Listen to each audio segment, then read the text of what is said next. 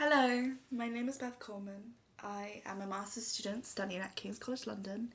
I am studying conflict security and development. I chose this internship for a multitude of reasons. Firstly, I am seriously considering pursuing a career in journalism, so it felt like the perfect opportunity to be able to explore that. I also, secondly, it was because, I've had like 4+ years of academic writing experience. And so I felt like I needed to expand my skill set and be able to write in a more casual, journalistic style of writing. And thirdly, obviously my degree being conflict security and development, I was drawn to the fact that this internship wanted us to focus on post-conflict settings, and how countries are recovering from war, and what this might look like. So it all felt very much perfect made for me in a way. And so, yeah, it's been an absolutely incredible opportunity to be able to complete this internship.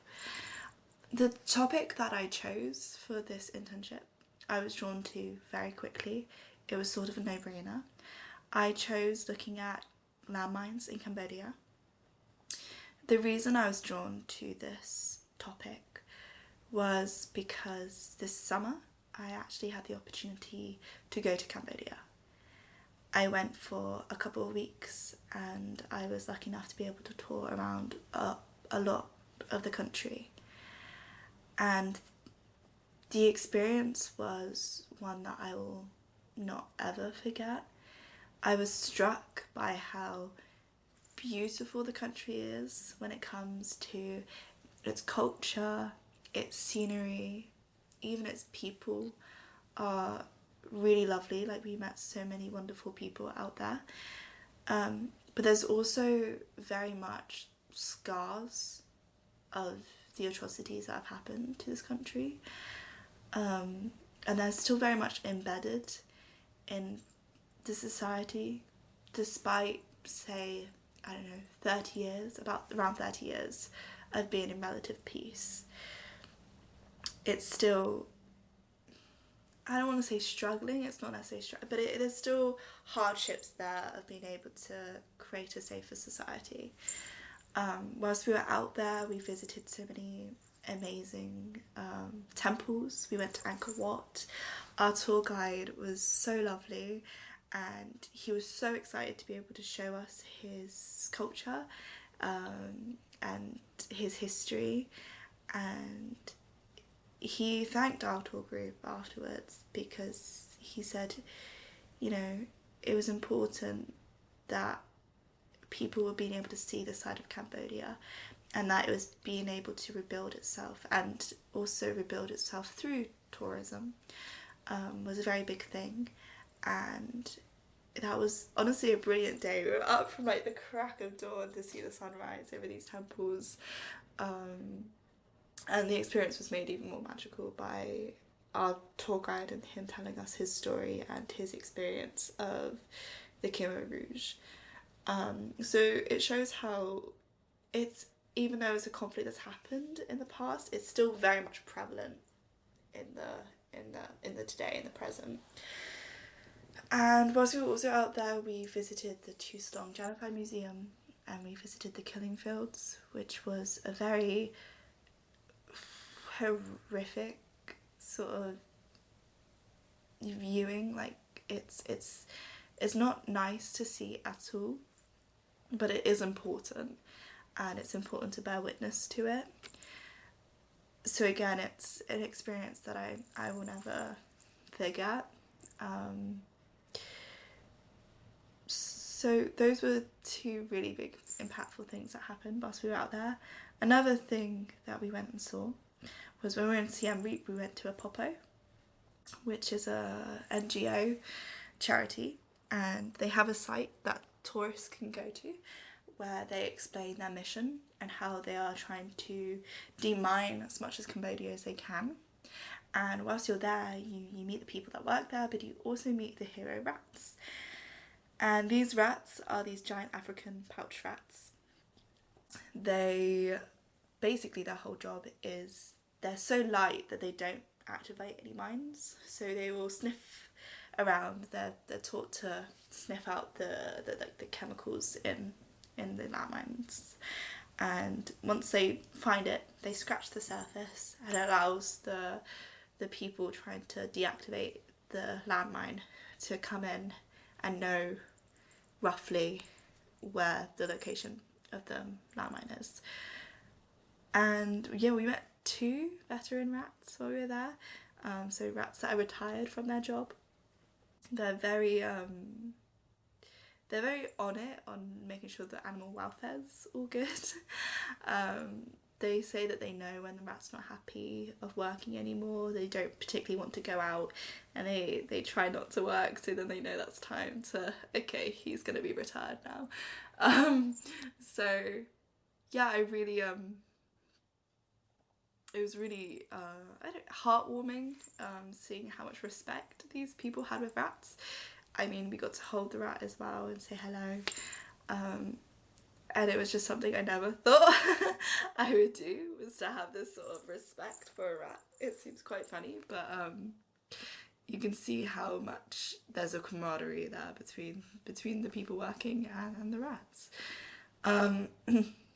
I think what struck me about my trip to Cambodia was 2 things. One was when we went at a popo, they told us how a day before a farmer had been really badly injured by a landmine, and they actually had to send a team up quickly up that area to try and figure out where the landmines were and try and, I guess, get rid of them, basically. So that was something that struck me. And the second thing was our tour guide at Angkor Wat, and his sort of excitement and pride of showing us his, like, these temples.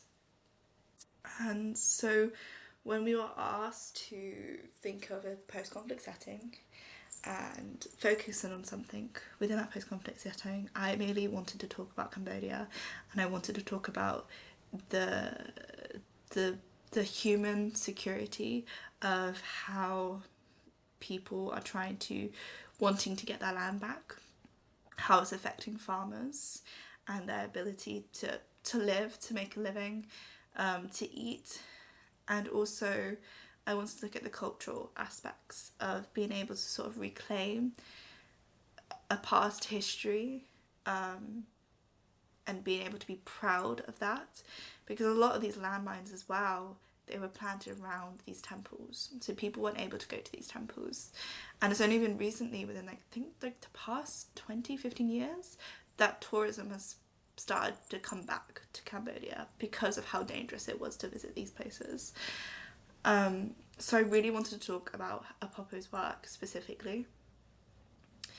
So that was what drew me into my topic.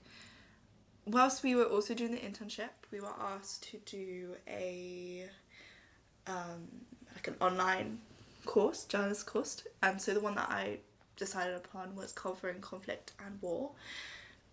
Obviously, this is because I think if I do go into journalism, I want to focus on war specifically. This was an interesting course for so many reasons. I think one thing I never really considered, I guess I did, but not to a certain extent, is how careful you need to be with your words. Which sounds silly, probably saying that out loud, but as in, you can't just throw around big words like genocide or war crimes. It's not your responsibility to do that. At the end of the day, it's a responsibility for the international court, for countries, law, and what it's their job basically to say, to put a label on it. As a journalist, what your job is to be able to describe these details and be able to describe what you see, and not necessarily try and put any political spin on it, because these records can be really important for future investigations. And so it's important that you're aware of the power that the words and writing has. So I think that was I became very aware of that when I was writing my article. I think obviously because of Cambodia's history, it actually it's recognised that it did go through a genocide. Um, and so just in general, that was something I never picked up on. And it was something that, yeah, like I said, I became aware of when I was writing my article. And I think the second thing that I never really thought of before, I mean, I thought about it, but not to this extent, was the mental health aspects of when you're in a country that is obviously going through a conflict, and being there in that environment is obviously very traumatic. And you know, I think I already had a sort of a baseline understanding of course, that, I mean, be silly almost not to think that, but what I didn't think of was how it also talked about how it's just as impactful as the people that are being fed it in the newsroom back home, because they're still absorbing that information, they're still seeing the live updates, they're still, you know, hearing from their colleagues who are out there. They are also going to be impacted by that, and I think that's not really spoken about. And I think what also that got me thinking about, as a conflict security student, every single day I'm reading articles, watching documentaries, videos, what's coming on in the news, and I consume a lot of this information all the time, because obviously you need to be on top of what's going on in the world. And you know, as a student in that subject, you don't really have a choice not to look into those sort of things. And I never really thought about how that would also maybe affect me mentally. I think because you consume a lot, you do become slightly desensitized to it. But there are times where I will watch something or I'll read something, and it does, I just can't stop thinking about it for the rest of my day. And, you know, sometimes it does put me in a sort of a negative headspace. So I think when I was writing about this article with a country that I was so, I guess, invested in, because I'd seen it in person, I met so many of the people, I felt a real connection to this country. There was a lot of passion going into writing it, but there was also a sort of, I had to, I don't know how to say it in a roundabout way, but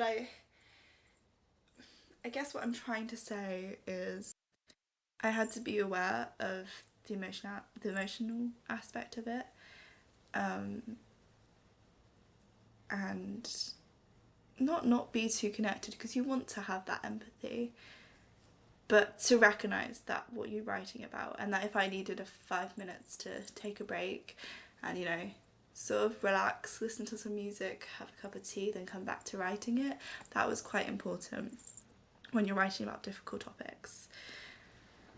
I guess the last thing I'm going to talk about is why you should read the article. I mean, I think you should read it because it's a great article. No, I mean, obviously, I think it's important, because I think, especially if you live in the Western world, we do take for granted the ability, our safety and our security, for most of the time. I mean, being able to walk to school without worried about stepping on a landmine, being able to work and not worried about whether the conditions are dangerous working conditions, being able to go to places of worship and not worried about the consequences of going to that place of worship. These are all things that we take for granted. Whereas in Cambodia, they have to be aware of this, of the issues and the dangers every single day. And at the end of the day, they also do not have a choice. They don't have the ability to be like, no, I'm just not going to do that, because their livelihoods are at stake. So I think the reason this article matters is because there needs to be an understanding of this, of, I guess, the privilege that we have, and being able to see that we shouldn't take these things for granted. And I think, secondly, I also think this article still really matters to today.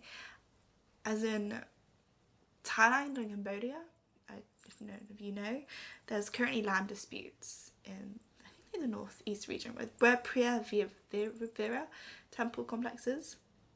There is disputes about whether it's Thai land or if it's Cambodian land. And a couple of days ago, four Thai soldiers basically overstepped the borders and they got blown up by landmines. I don't think any of them died, but they were injured from it. And the Thai government basically are threatening to stop the ceasefire that the US brokered. And Cambodia basically saying these are old mines, these aren't our mines, these are old mines. So it also shows how even today there's still this, it's still creating ongoing effects, it's still creating ongoing conflicts, and this could contribute to potential war. I mean, we obviously don't know, it's too early to say what will happen, but it shows how much landmines are affecting this country's ability to develop itself and to move on from its past atrocities. So I definitely think you should give this article a read. Thank you for listening, and thank you for this internship, for having me, and I've had a great time.